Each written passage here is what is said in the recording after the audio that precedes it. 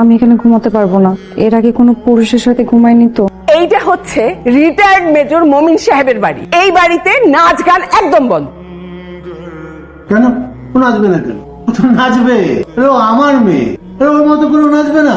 দাও, আরো আশকারা দাও।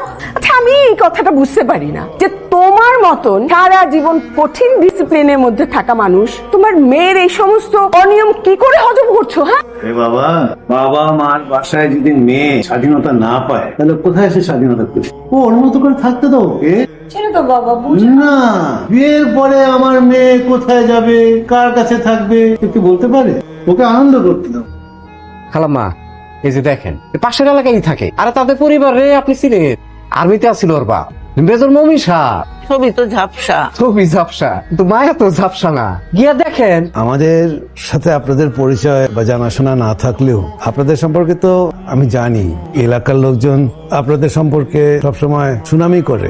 মানে আগের থেকে জানা থাকলে একটু ভালো মতন আপ্যায়ন করতে পারতাম, হঠাৎ করে তেমন কিছুই করতে পারিনি। আসসালামু আলাইকুম। এই পাখির খাঁচা নিয়ে কোথায় যাচ্ছ? বাবা, পাখিটার তো খাঁচায় বন্দি, আমার এটা দেখে খুব কষ্ট হচ্ছে, এই জন্য ছেড়ে দিতে যাচ্ছি। হ্যাঁ, ছেড়ে দাও, মুক্ত করে দাও। থ্যাংক ইউ বাবা। আসসালামু আলাইকুম। ভাই সাহেব, আল্লাহর রহমতে আপনার মেয়ে খেয়ে পড়ে একটা জীবন পার করে দিতে পারবে, কোনো সমস্যা হবে না। আপনাদের পরিবার সম্পর্কে আমার জানার আর কোনো কিছু দরকার নেই। আর আমার মেয়ে যদি আপনাদের ঘরে যায় তাহলে ওর জন্য এটা খুবই সৌভাগ্যের বিষয়। আমাদের এই ছেলে পছন্দ।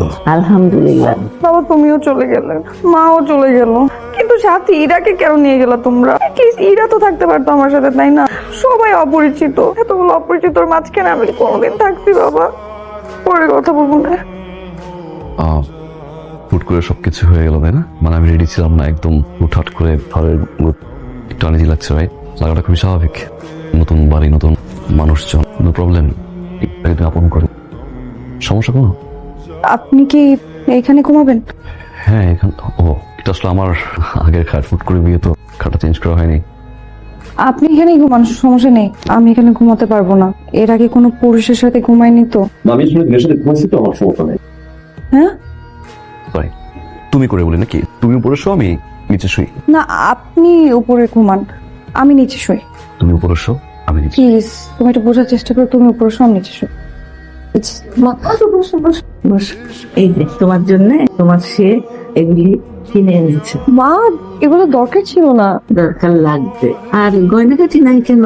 বিয়ের প্রথম প্রথম তো একটু গয়নাগাটি পরে থাকতে হয়। দেখো, আমার গয়না তোমাকে দিচ্ছি। মা, কি বলছেন? এগুলি আমার শাশুড়ি আমাকে দিয়েছিল। দেখো পছন্দ হয় কিনা, আগেকার ডিজাইন পছন্দ?